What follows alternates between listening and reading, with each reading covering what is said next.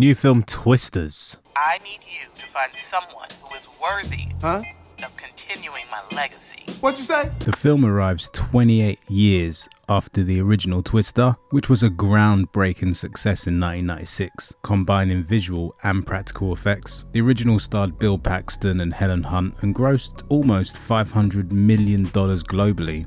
Look out, look out, look out. God, Meg, you got a lot of beef.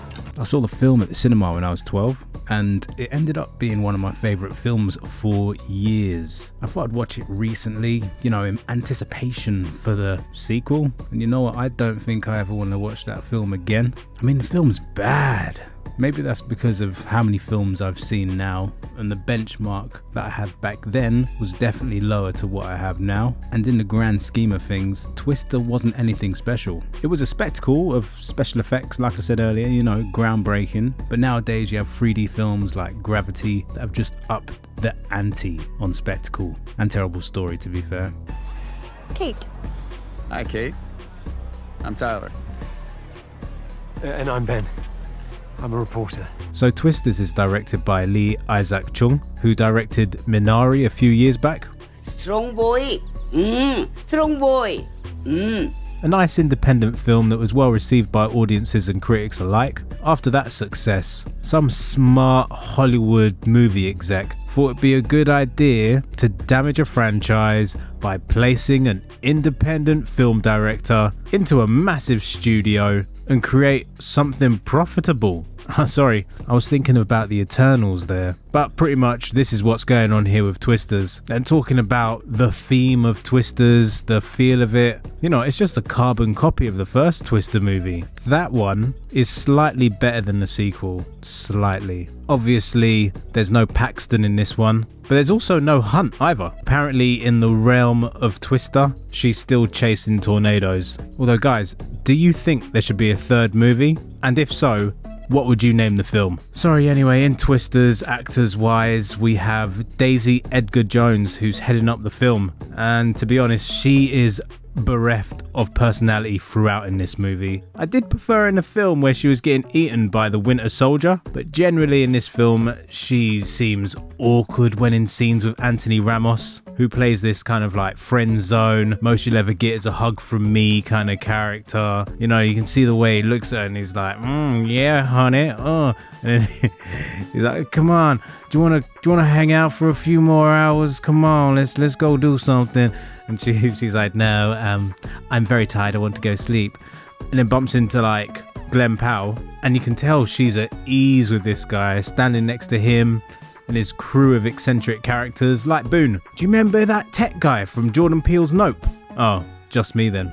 So, generally the opening scene sets the tone for the rest of the movie. And what we got here was forgettable dialogue straight off the bat. Honestly, I could not tell you what they were talking about. Once the tornado comes, then we got a great set piece. Takes out that girl who looks like the one from the new Ghostbuster movies. They look exactly the same. And then the tornado sucks up Daisy's boyfriend. And I think we're supposed to feel some kind of sympathy, even though, we've only been watching the film for about 5 minutes and they've all been very, very one-dimensional characters. So anyway, forward an X amount of time and Ramos has to convince Daisy to get back into tornado riding. So we get that classic Hollywood trope.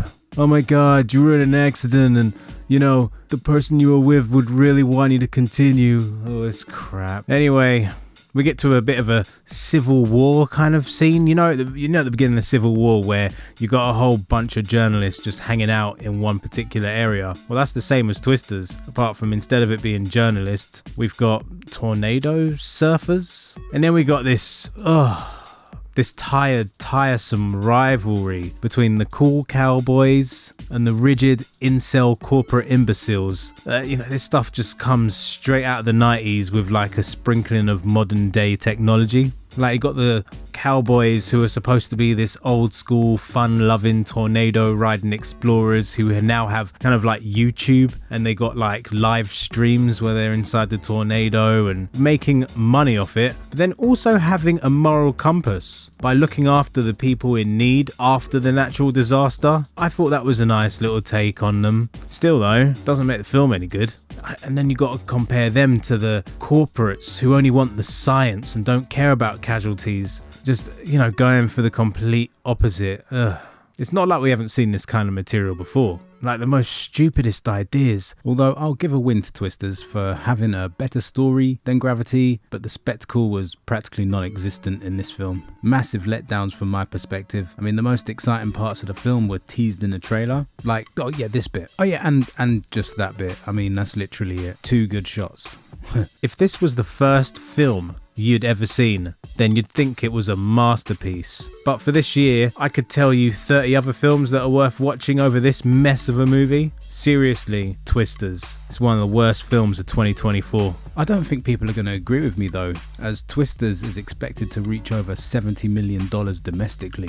If that's the case, then Twisters will set a new record for the highest domestic opening for a natural disaster film, surpassing The Day After Tomorrow, which opened to $68 million in 2004. Remember that one? Jake Gyllenhaal spectacle? No, terrible movie.